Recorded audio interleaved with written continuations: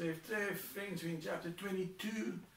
As we come into the end of Jesus' ministry, we find now that the religious leaders are so desperate to bring an end to Jesus' ministry that they now even prepare to work together. We're going to find that the different sects, as if, come together. The Pharisees and the Sadducees and others are going to work together. We mustn't forget that they don't even believe the same things. The Pharisees believed in heaven, in the afterlife, in angels. The Sadducees didn't believe in this, but they're going to tag team in order and somehow to make an end to Jesus' life. So it says, when the Pharisees went out and planned to trap him in his words, they sent their disciples to him, along with the Herodians. Teacher, they said, we know that you're a man of integrity and that you teach the way of God in accordance with the truth. You aren't swayed by others because you pay no attention to who they are. And so the goal here, Jesus knows their goal is to catch him out. They want him to say the wrong thing so that they can accuse him before the people, so that they can bring charges against him. And so at first they try to butter him up. They say to him, we know that you're a man of integrity and that you teach the ways of God in accordance with the truth and you're not swayed by others. And so in many ways they're saying, we know you're not afraid of anyone. You only speak the truth. And so that's what they want. They want him to speak so that they can accuse him because they are afraid of the people. And they say to Jesus, you're not afraid.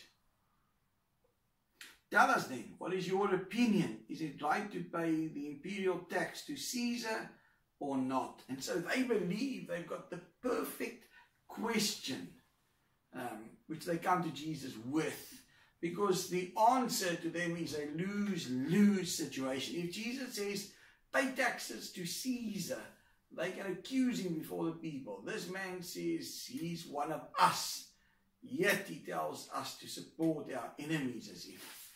And so that would make the people angry. If Jesus says, don't pay taxes to Caesar, they can accuse him before the Romans, the Roman governor, and say, man, he's a law breaker. So they think they've got him.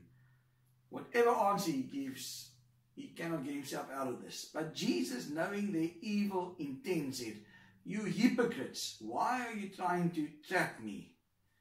And so they said, we know that you only speak the truth. You hold nothing back. You're not afraid of men. And so Jesus turns to them and he says, you're a bunch of hypocrites. And he tells them, he knows what they're trying to do. He says, I know that you're trying to cause me to fall. And so we find here that our Lord says then to them, show me the coin used for paying the tax. They brought him a denarius, and he asked them, whose image is this, and whose inscription? Caesar, they replied. Then he said to them, give back to Caesar what is Caesar's, and to God's what is God's. So Jesus says to them, bring me a coin.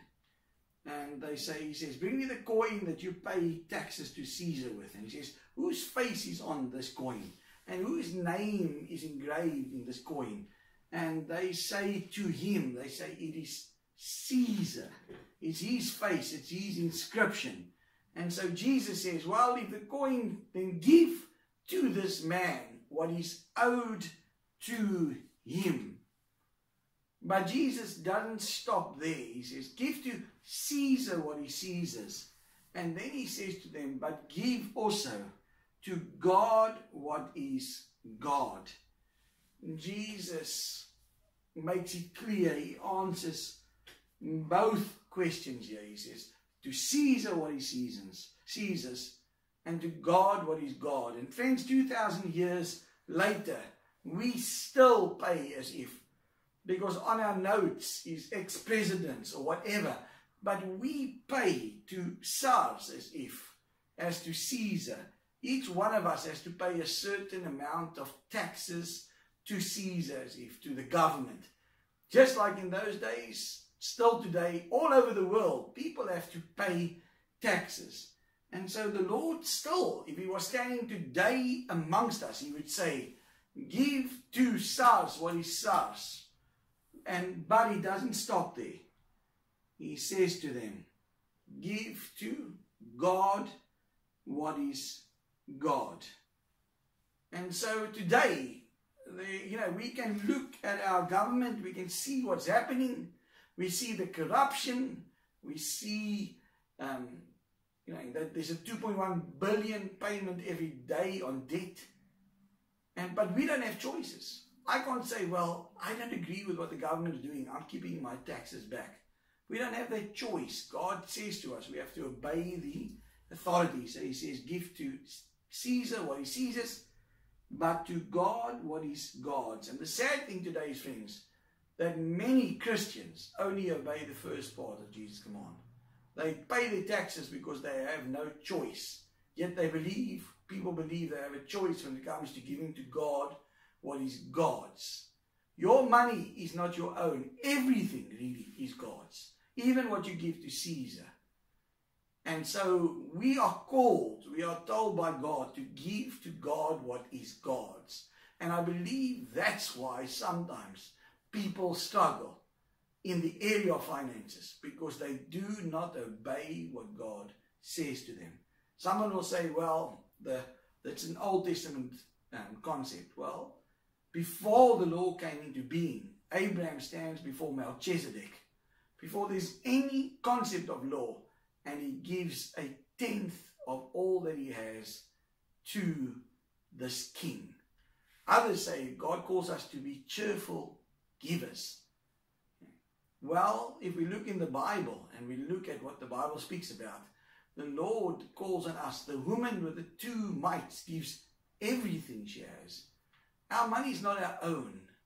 And so that's something that you have to work out with God. But I'm a man, I believe I always practice what I preach. And it's always been my belief, it's in my heart, is that when I give to God what is God's, I say, Lord, you're the one that provides for my needs. You're the one that gives me the ability to do what I do. And you're the one that's promised me that I can test you. You're the one that said, if I honor you, you will keep the locust, you'll keep the destroyer away from me. And in all the years of ministry, I've seen the favor of God because I believe I've been obedient. You need to make the decision for yourself to see, are you obedient? It says, the last piece of the verse is, when they heard this, they were amazed, so they left him and went away. When Jesus calmed the waters, the disciples were amazed. What type of man is this? When Jesus comes with this answer, they stand amazed. Why? Because they haven't trapped him. Because his answer is the truth. And the truth, friends, can only be the truth. This is Rev Trev. God bless you today.